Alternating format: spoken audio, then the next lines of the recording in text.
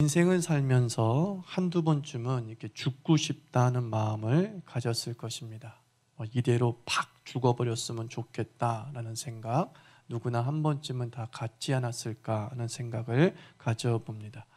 우리가 언제 죽고 싶다는 생각을 하게 되는가? 우리가 죽고 싶다는 생각을 하게 될 때는 소망이 끊어졌을 때 아닙니까? 소망은 이렇게 정의할 수 있어요.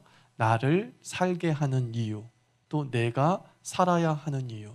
그것이 소망이죠. 나를 살게 하고 내가 살아야 되는 강한 의지를 갖게 만드는 힘이 소망입니다. 그런데 왜 우리 인생에 소망이 끊어지는 절망이라는 아픔이 쉴 새 없이 밀려오는가? 이유는 간단하다고 생각해요. 우리가 끊어질 소망을 갖고 있기 때문입니다. 소망은 사람마다 다르지만 어떤 사람은 사랑하는 여자가 내 인생의 전부라고 생각합니다. 그리고 그 여자가 떠나는 순간 삶의 의미를 잃고 방황하게 되는 거죠. 어떤 사람은 가정이 인생의 전부라고 생각합니다. 그런데 남편이 바람을 피우다가 그 배신에 식음을 전폐하고 심한 우울증에 사로잡히게 되는 거죠.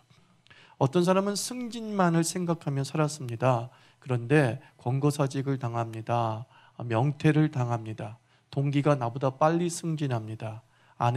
아내에게는 출근한다고 말하고 나서는 공원이나 서울역을 배회하는 정말 소망 없는 삶처럼 살아가고 있습니다. 어떤 청소년은 공부가 전부라고 생각하며 살았는데 쭉 1등을 하다가 어느 한순간 2등으로 밀려났다고 하죠. 불안감에 학교 옥상에 올라가 투신 자살했다는 거죠. 내가 살아야 하는 이유가 여자, 내가 살아야 하는 이유가 가정, 내가 살아야 하는 이유가 자식, 내가 살아야 하는 이유가 성공, 내가 살아야 하는 이유가 인류대학이라고 한다면 이 사람은 반드시 절망에 직면하게 될 것입니다. 왜냐하면 우리가 살아야 될 이유라고 말하는 그 소망 하나하나를 살펴보면 쉽게 끊어질 소망이기 때문입니다. 누구나 절망을 느끼고 싶지 않을 것입니다. 그렇다고 한다면 단어풀이를 한다면 이렇게 생각할 수 있지 않겠습니까? 절망하고 싶지 않다면 소망을 바꿔야 되는 거죠. 절망하고 싶지 않으면 절망할 수 없는 소망을 붙잡으면 되지 않습니까?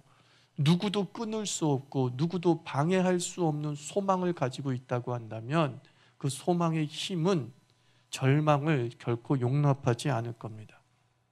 저는 그 한 예를 예수님에게서 한번 찾아보려고 합니다. 요한복음 13장을 보면 예수님께서 12제자와 마지막 저녁 식사를 하고 있습니다. 12제자가 누굽니까? 예수님의 간절한 기도의 열매였죠. 누가복음 16장 12절 말씀 보면 예수님께서 12제자를 뽑기 위해서 기도하러 산에 올라가셨고 밤이 맞도록 기도하신 다음에 내려오셔서 제자 12명을 택했다라고 성경은 말씀하고 있습니다. 12제자는 기도 응답의 열매죠. 십자가 이후에 교회를 세울 희망이 12제자였습니다. 그런데 그 12명의 제자 중에 배신자가 한 명 있었죠. 우리가 잘 알고 있는 가롯사람 유다, 그가 예수님을 배신하게 됩니다. 사랑하는 12제자, 교회의 기초가 될 12제자, 기도 응답의 열매였던 12제자 중에 한 명이 배신자가 있다는 것을 아신 예수님의 마음이 어땠을까 한번 상상해 보십시오. 같은 성경 요한복음 13장 21절에서 내 제자 중에서 내가 교회의 소망으로 선택한 12명의 제자 중에 한 사람이 배신자가 있다는 것을 아신 그 예수님께서 이렇게 얘기합니다. 심령에 민망했다. 그러니까 깊은 허탈감에 빠졌다는 거예요. 내가 그렇게 애쓰고 기도해서 세운 12명의 제자인데 어찌 저 한 사람이 나를 배신하게 된단 말인가? 라고 하면서 깊은 허탈감에 빠진 예수님을 읽게 됩니다. 심령이 민망하신 그 예수님을 어찌 보면 우리도 다 겪고 있는 마음인지도 모릅니다. 어떻게 당신이 나한테 이럴 수가 있어? 이게 바로 민망함이죠. 어떻게 당신이 나한테 이럴 수가 있어? 라는 말 한두 번 다 하고 살았는 줄 생각합니다. 딴 남자를 사랑하게 된 애인을 보면서 네가 어떻게 나한테 이럴 수 있어? 내가 널 얼마나 사랑했는데. 존경하는 지도자나 선배의 죄악을 보면서 당신이 어떻게 이럴 수 있습니까? 당신의 말이라면 파트로 매주를 쓴다고 해도 믿었는데, 회사를 위해 밤낮을 가리지 않고 일했는데 회고당했을 때 사장님이 어떻게 나한테 이럴 수 있습니까? 회사가 나한테 어떻게 이럴 수 있습니까? 내가 가족까지 다 제껴두고 발이 닳도록 뛰었는데 회사가 어떻게 나한테 이럴 수 있습니까? 어떻게 당신이 나한테 이럴 수 있습니까? 라는 심한 허탈감과 배신감이 몰려올 때 사람이 취할 수 있는 방법은 두 가지라고 있지 않습니까? 첫 번째로 환멸이죠. 환멸. 인생 자체가 참 부질없이 느껴지는 거예요. 그러면서 자기를 죽이는 것을 선택하죠. 야, 살아서 뭐하냐? 이런 세상에서 살아서 뭐하냐? 라고 하면서 자기를 죽이기도 하죠. 어떤 사람은 복수를 하기도 합니다. 복수는 무엇입니까? 상대를 죽이는 것이죠.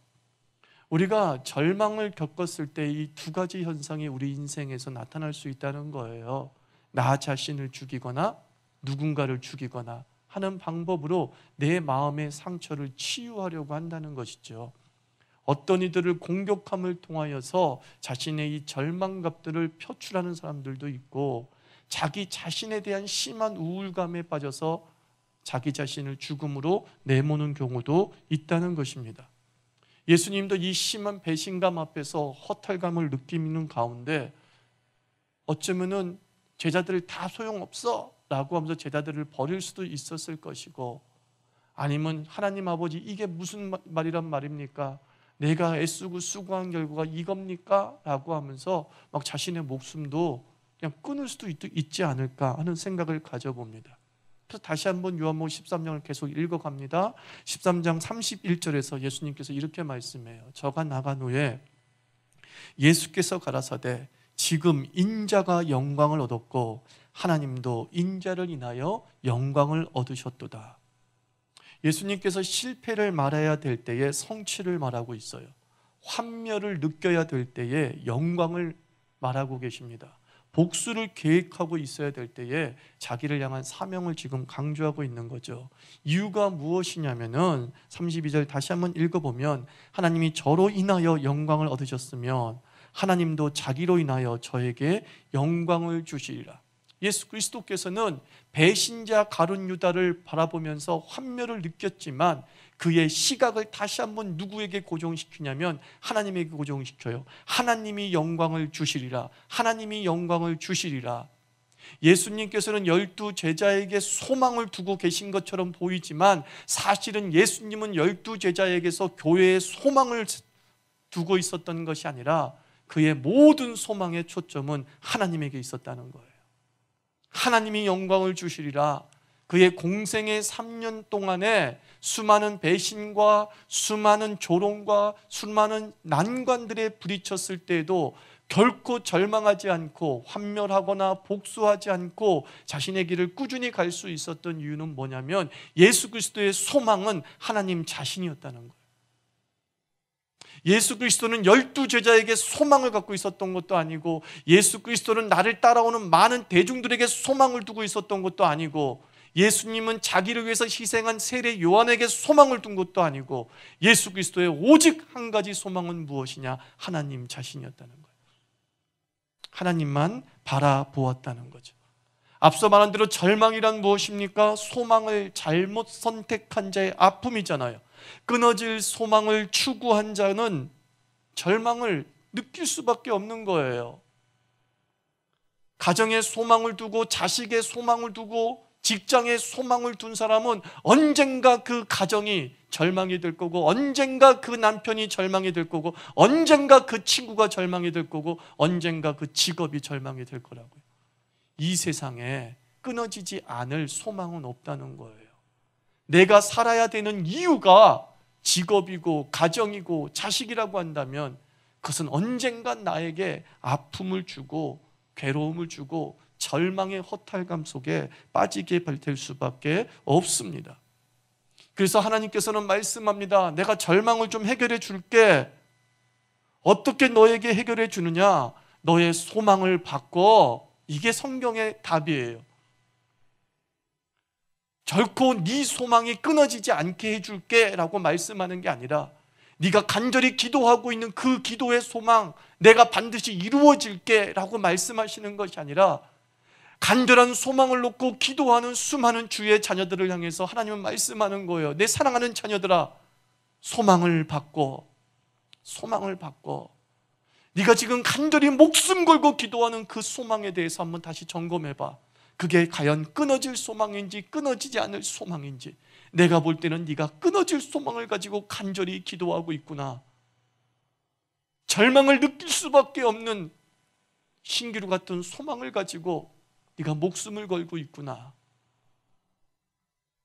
하나님은 말씀하는 거예요. 소망을 받고 예수 그리스도를 통해서 우리에게 보여주는 거예요. 하나님의 아들 성자 예수 그리스도도 이 땅에 살아가면서 소망이라고 여겼던 것들에게서 배신당하고 소망이라고 기대했던 것들에 대한 허탈감을 느꼈는데 너희는 오죽하겠냐는 거예요. 이 사람만큼은 철저히 나를 버리지 않을 거라고 하면서 밤이 맞도록 기도하면서 심사숙고해서 선택했던 사람들조차 예수에게 아픔을 주는데 과연 우리가 선택했던, 우리가 바라봤던 그 소망들이 너에게 기쁨을 줄 것인가에 대해서 한번 퀘스천 마크를 붙여보라는 것이죠. 절망의 해결책은 소망을 바꾸는 거라고요. 어떻게 바꿔야 됩니까? 끊어지지 않는 하나님에게 소망을 두시기 바랍니다. 내가 하나님의 영광을 보리라 라고 했던 예수 그리스도처럼 자기를 배신하고 밖으로 나간 가룟 유다를 바라보는 눈으로 하나님을 향해서 다시 한번 영광을 고정시켰을 때에 하나님이 하시리라, 하나님께서 그 영광을 드러내시리라 라고 하는 소망이 다시 불타오르는 것이죠. 하나님은 어떤 분이십니까? 호세아서 2장 15절 말씀에 아골 골짜기로 소망의 문을 삼아주시는 분이라고 했어요. 하나님은 어떤 분이, 아골 골짜기가 어떤 곳입니까? 해골의 곳이에요. 고통의 땅이라는 뜻이에요. 수많은 시체들이 묻혀있던 곳이에요. 그곳에는 인간의 절망이 상징적으로 가득한 땅이었어요. 근데 하나님은 얘기합니다. 내가 그 아골의 땅을 소망의 문으로 삼으리라. 하나님이 그렇게 하신다는 것이죠. 누구나 다 절망이라고 여겨지는 그것을 하나님은 소망으로 바꾸시는 거예요. 이 하나님을 바라보라 라고 말씀하고 있습니다. 그래서 믿음의 시인은 오늘 시편 146편 5절을 통해서 외치잖아요. 야곱의 하나님으로 자기 도움을 삼으며 여호와 자기 하나님에게 그 소망을 두는 자는 복이 있도다. 하나님께 소망을 구하라고 얘기하지 아니하고 시인은 얘기합니다. 하나님을 소망하라 이거예요. 나의 소망을 하나님께 구하라고 얘기하지 아니하고 하나님에게 그 소망을 두는 자가 복이 있도다 라고 말씀하고 있어요.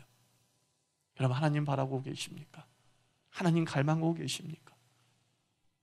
하나님 갈망해서 여러분들이 절망한 적이 있나요? 하나님만 바라봤을 때 여러분들이 환멸을 느끼거나 허탈감을 느끼신 적이 있나요? 도리어 세상 것들을 바라보고 세상 것들을 소망으로 여기면서 그것 바라봤을 때 그것이 얼마나 우리에게 깊은 상처를 주었는지 우리는 너무나 잘 알고 있지 않습니까? 하나님께서는 이 땅에서 대충 살라고 말씀하시는 것은 아니죠. 하나님께서는 우리 그리스도인들이, 그의 자녀들이 상처받고 환멸과 복수 속에 살아가는 것이 너무나 안타깝기 때문에 그런 심령의 상처들을 받지 않기를 원하시기 때문에 우리에게 권면하고 계는 거예요. 나에게만 소망을 둬.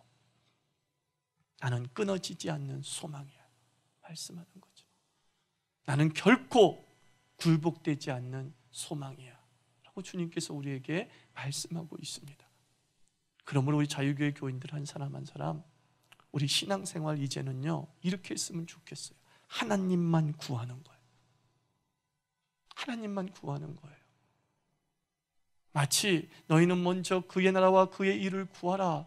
그리하면 이 모든 것을 더하시리라. 그것을 믿는 사람이라고 한다면 이 모든 것을 구하는 삶이 아니라 하나님만 구하는 거예요. 그게 소망 있는 자의 삶이라는 거죠.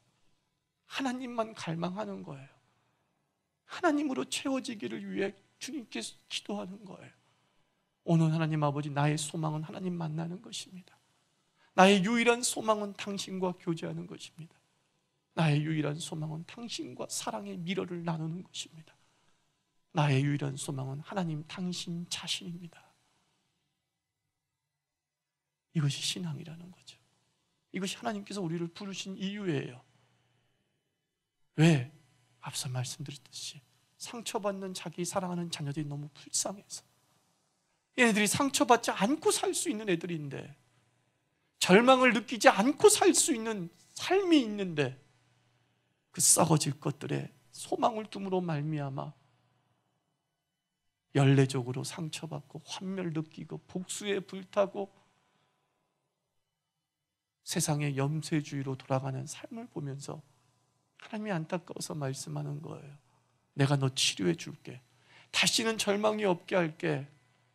하나님에게만 소망을 둬. 하나님, 나 자신에게만 소망을 둬. 라고 말씀하고 있는 겁니다. 우리가 잘 알고 있는 하박국 선지자는 보잘것없는 자기의 민족을 보면서 한탄했잖아요. 그는 이스라엘의 미래적 소망을 무화과 나무의 열매와 외양간의 수많은 송아지로 결정하려고 했어요. 그러자 절망이 밀려왔어요. 무화과 나무가 말라 비틀어지고 외양간의 송아지가 없었고 감람나무의 열매가 전혀 열리지 않았기 때문에 그는 절망하고 한탄하게 됩니다. 하박국 선지자가 울부짖었어요. 하나님, 이 민족은 왜 하나님을 믿는 민족인데 왜 망해야 됩니까? 왜 무화과 나무의 열매는 없는 것입니까? 왜 외양간에 송아지가 한 마리도 없는 것입니까? 왜 감람나무의 열매는 말라 비틀어져서 어떤 열매도 맺지 못하고는 것입니까? 도대체 하나님이 우리를 사랑하는 증거가 어디에도 없습니다. 그런데 갑자기 하박국에게 하나님 자신이 밀려오죠. 하나님 자신이 밀려왔어요. 하나님 자신이 밀려오자 달라진 것이 무엇이냐?